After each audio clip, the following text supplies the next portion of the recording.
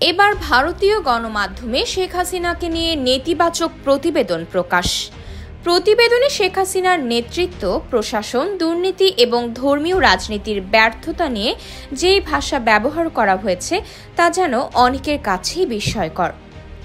প্রতিবেদনের প্রথম লাইনটি যেন অপ্রত্যাশিত। প্রতিবেদনের শুরুই হয় মেয়েটার জন্য কলঙ্কিত হলেন বাবা এমন বাক্য দিয়ে।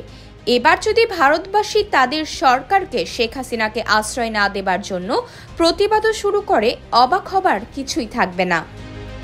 মূলত বাংলাদেশে উদযাপিত পহেলা বৈশাখের খবর সংগ্রহে এসে ঢাকায় থেকেছেন ভারতের প্রভাবশালী বাংলা দৈনিক সংবাদ প্রতিদিনের সাংবাদিক সুচিন্তা পাল চৌধুরী।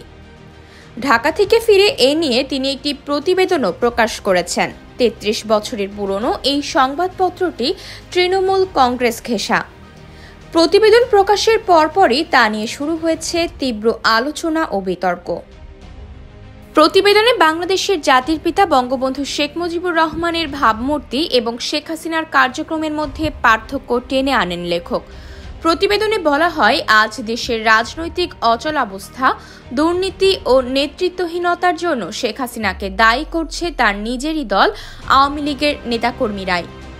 সংবাদ প্রতিদিনের দাবি, শেখ হাসিনাকে অপদার্থ বলছে না তারা নিজেরা, বরং আওয়ামী লীগের ভেতরের অসন্তুষ্ট নেতাকর্মীরাই তার বিরুদ্ধে এমন অভিযোগ তুলেছেন। প্রতিবেদনে আরও বলা হয়, শেখ মুজিবুর রহমানকে শ্রদ্ধা করলেও শেখ হাসিনা ও শেখ রেহানার প্রতি দেশের মানুষের আস্থা ভেঙে পড়েছে। ঢাকায় অবস্থানকালে ভারতীয় সাংবাদিকটি বাংলাদেশের সংখ্যালঘু সম্প্রদায়ের মধ্যে মাঠ পর্যায়ের কিছু সাক্ষাৎকারও নিয়েছেন। তিনি লিখেছেন, হিন্দু সম্প্রদায়ের একাধিক সদস্য ভারতীয় সংবাদ মাধ্যমকে জানিয়েছেন, আওয়ামী লীগ ধর্মীয় সংখ্যালঘুদের ব্যবহার করেছে রাজনৈতিক ঢাল হিসেবে নিজেদের স্বার্থে। এছাড়াও প্রতিবেদনে উল্লেখ রয়েছে, হিন্দু মন্দির ভাঙচুরের পেছনের অনেক ক্ষেত্রেই ছিল আওয়ামী লীগের স্থানীয় নেতাদের মদদ।